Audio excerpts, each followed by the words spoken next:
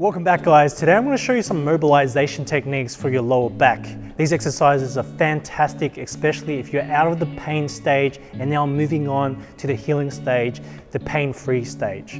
Now, it's very important that you understand that if you have lower back pain and the pain has disappeared, it's very important that you utilize this time to keep it that way. You don't want your back to stiffen up again and get pain again. So these mobilization techniques are definitely going to help you to keep you pain-free for a longer term, especially if you already had a massage to reduce the pain, or you had some treatment from a physio or chiro or osteopath to reduce the pain already. You don't want that to go to waste. Once you mobilize these joints, you then can progress to do more exercises and strengthening exercises for your lower back.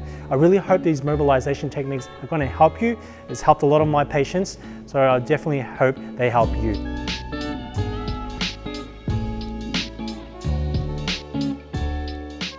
So this is a Sphinx pose. Just lay on the floor and prop yourself up onto your elbows so you look like an Egyptian Sphinx. Pull your shoulder blades back and maintain a good posture. Make sure you don't drop your head down and replicate like you're slumping at a desk, as this will make your neck posture even worse, and then that's another issue that we have to address in the future. Or you can check out my neck posture videos on this channel as well. Just hold this position and do 8 long breaths. The slower and deeper the breath, the more effective this exercise will be, and then repeat it 3 to 4 sets. This should be a relaxed pose. You should not be shaking or overly exerting yourself or be in extreme pain. There might be slight discomfort in the lower back where the hyperextension is, but this is quite normal. Or you might feel a stretch in the front on your stomach because it does stretch your rectus abdominis, which is your abs. If you feel like the Sphinx pose doesn't work, try the Cobra Pose. This is also known as the McKenzie position. A lot of physios, osteopaths and chiropractors prescribe this position for lower back pain, disc bulges or sciatica. This position is an advanced version of the Sphinx pose and it's commonly used in yoga. Just place your hands where your elbows were in the previous position and extend them all the way so your arms are nice and straight. This will make you have more of a hyperextension in your lower back and increase the angle there, and therefore create more of a lumbar lordosis. So this is a great stretch and position to practice, especially if you've got hypo-lumbar lordosis, meaning you have a loss of lumbar lordosis. However, if you do have more of an increase in pain in this position, there could be a chance that you have Facet syndrome or some sort of Facet dysfunction, as this is similar to an orthopedic test for Facet pain or Facet syndromes. Once again, hold this position nice and relaxed for 8 long breaths. The longer and deeper the breath, the better it is for you. Every time you take a deep and long breath, you open and close the spaces between the vertebrae in your spine, also known as the intervertebral discs, increasing and closing the spaces there, mobilizing that space, allowing fluid to go in and out of the intervertebral disc, exchanging nutrients in and out of the intervertebral disc, allowing it to heal faster and better and rehydrating them. A research paper was published in 2013 comparing the McKenzie method against the back to school method with 148 patients with chronic low back pain in Brazil. Each patient was instructed to perform the exercises on a 4-week treatment program with 1 session a week. The results showed that the group that followed the McKenzie method had greater improvements from their disabilities within a month. Prayer pose.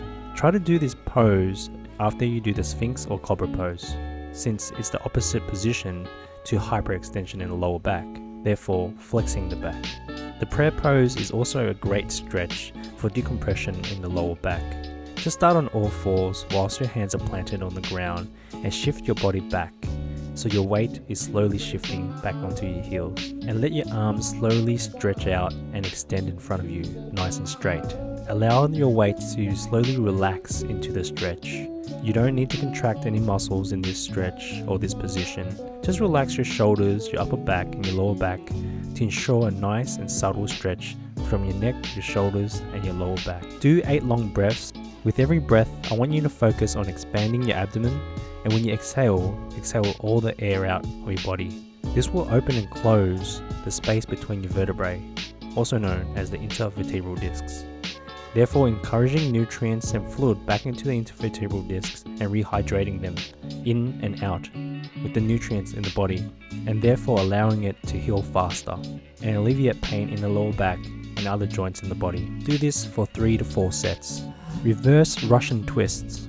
This is one of my favorite exercises to do after a heavy squat session, or if I've been standing up all day. My lower back will have a lot of pressure there and it'll be very tight and stiff.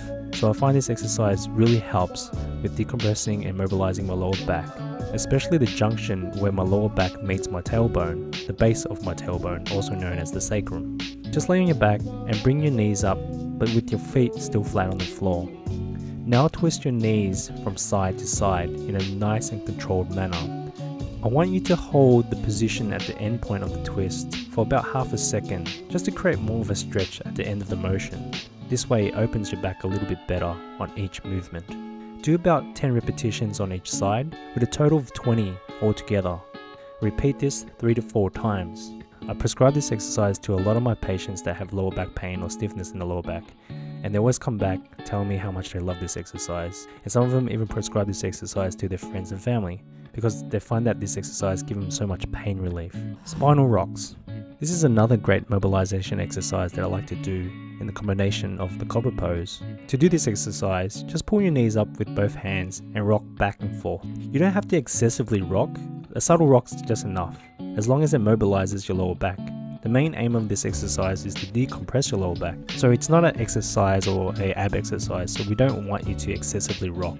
A nice subtle rock is enough. Do about 20 rocks, 3 to 4 sets. This is one of my favorite exercises I like to do to reduce pain and pressure in my lower back, especially if I've been standing for long periods of time, or if I've been doing heavy back squats or hyperextensions at the gym, which causes a lot of stiffness and tightness in the lower back. The hip drop stretch. With this stretch, try to do it in a nice and slow controlled manner. If you do it too quick, you actually create cracks and pops in the lower back. With this stretch, I want you to lay on your back so your shoulders are nice and flat against the floor. Now with your hand, grab your opposite knee and then pull it over to that side. This will create a stretch and twist in the lower back. Do it nice and slow, and with the other hand, try to keep it on the floor. This will act as a counterweight so you don't roll over.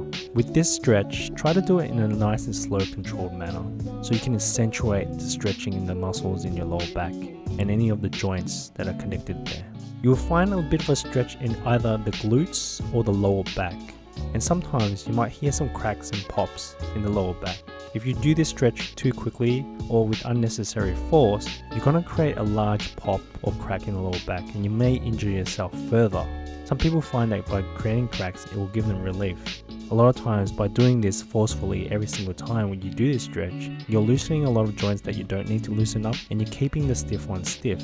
So it's better to focus on stretching the muscles and mobilizing the joints instead of just cracking your back for the sake of it. If you want to create more of a stretch in this position, just extend your leg out as straight as possible. This will create more torque on the lower back, adding more weight onto the stretch. Hold this position for about 30 seconds, then repeat this on the other side as well. Once again, in a nice and controlled manner, make sure you breathe nice and deep, and that way you accentuate the stretch and mobilize the joint. Try not to contract any muscles in any of these stretches, as it makes you stiffen up even more, and we want to really take advantage of this stretch via breathing, since it will accentuate the stretch and make the stretch more effective. Repeat on both sides 3 to 4 sets.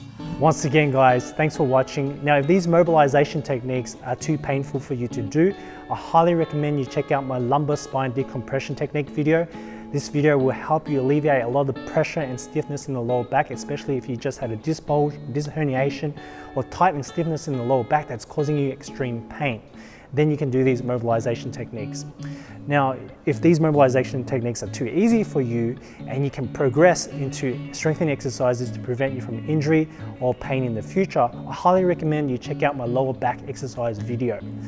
Now, I also want you to join my VIP Facebook group. I'll put the link in the description box below. Remember to support my channel, hit subscribe, hit like, comment below if you have any questions, and I'll see you guys in the next one.